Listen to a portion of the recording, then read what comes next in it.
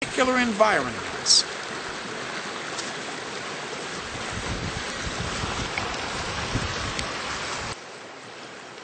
Two of the great military transformations. My camera's crooked, isn't it? Let's see if I can straighten this out real quick. There we go. That's better. Yeah, now I don't look like I'm falling off. I probably am falling off though, aren't I? Oh, there we are. Two of the great military transformations in world history came about through the domestication and the militarization of the camel and the horse. For example, the success of the great Arab conquests of the 7th century AD depended on the fighting unit's ability to transport the men and the supplies quickly through the desert with camels. Of even greater impact was the domestication of the horse and the development of chariot warfare, which contributed to the widespread success of the Indo-European migrations and the ultimate collapse of several ancient civilizations, including the Old Babylonian civilization, the Old Middle Kingdom of Egypt, Harappa in India, and the Shang China. Chariot-based armies subsequently dominated ancient warfare in Eurasia for 1,000 years, and were replaced only when soldiers learned to ride horses in battle effectively. What this did was it eliminated the need for chariots. Mounted military aristocracies, like the medieval European knights, thereafter, they dominated warfare in Eurasia for another 2,000 years, until the rise of effective gunpowder weapons in the 16th century.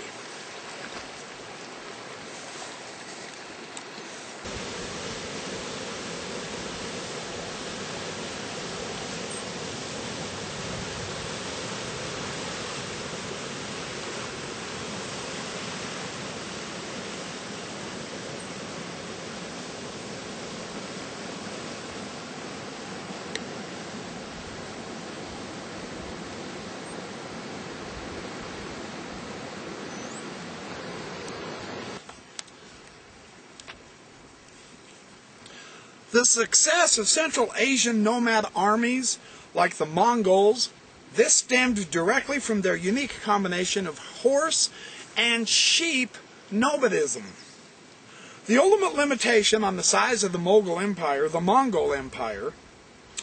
was inadequate pasture land for their animals, rather than their enemies' military strength. Isn't that interesting? India, on the other hand, was uniquely the land of elephant warfare, where the strength of an army was measured by the number of elephants a king owned. In short, different military systems developed in different parts of the world at different times according to the different animal resources human beings could use for their military purposes. These little details are very important for understanding the Book of Mormon warfare, believe it or not, because the Book of Mormon clearly reflects the principle. Unlike the Bible, with its frequent references to horses and chariots in warfare, no animal is ever mentioned as being used for military purposes in the Book of Mormon. Were you aware of that? Isn't that fascinating? There are, of course, references to the horses and the chariots of King Lamoni. That's Alma chapter 18, verses 9 through 12, and chapter 20, verse 6. That's true. But these are clearly a ceremonial and transportational rather than a military setting. The king may ride in his chariot, but no one is ever said to have fought in a chariot, nor to have ridden a horse in battle. Horses and chariots are again mentioned in 3 Nephi chapter 3, verse 22, but in reference to migration rather than in combat. Though the problems surrounding the mention of horses and chariots in the Book of Mormon have by no means been resolved, from the perspective of military history, animals did not play a significant role in Book of Mormon warfare, either in battle or for transportation of war supplies. This precisely parallels pre-Columbian Mesoamerica, where animals do not seem to have been used extensively for military purposes. The military technology, I'm on page 487 right now of Hamblin. Another important element in pre-modern warfare was the technological limitations that the civilization at war had. Although modern warfare is the age of the absolute preeminence of technology, technological and tactical developments have always played a significant role in the changing balances of military power. Despite vast differences in detail, all pre-modern soldiers fought with missile or melee weapons in face-to-face encounters, frequently wearing some kind of armor. With the rise of effective long-range gunpowder weapons, however, guns quickly replaced muscle-propelled missiles, swords, javelins, and spears, while armor was progressively discarded. The range at which killing could occur continually lengthened, and until today it has reached into the heavens. Without exception, the weapons, the tactics, and the military operations described in the Book of Mormon fit into the ancient pattern. Ancient societies needed a broad range of technological skills so that they could transform their natural resources into military power.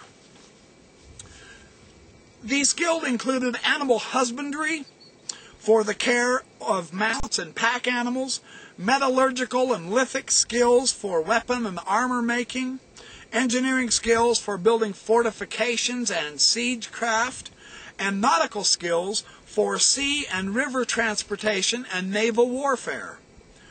The Book of Mormon provides a great deal of incidental detail on military technology. As we have attempted to demonstrate in several chapters in this volume, Warfare on the Book of Mormon, descriptions of weapons and armor in the Book of Mormon are all consistent with the ancient patterns as represented in the ancient Near East as well as in Mesoamerica.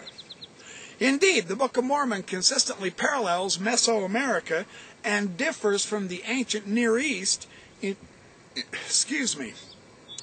precisely those features that distinguish Mesoamerica from the ancient Near East. Coats of mail, helmets, battles, chariots, cavalry, and sophisticated siege engines, all of these are absent from the Book of Mormon and Mesoamerica, despite their importance in biblical descriptions of the ancient Near Eastern warfare.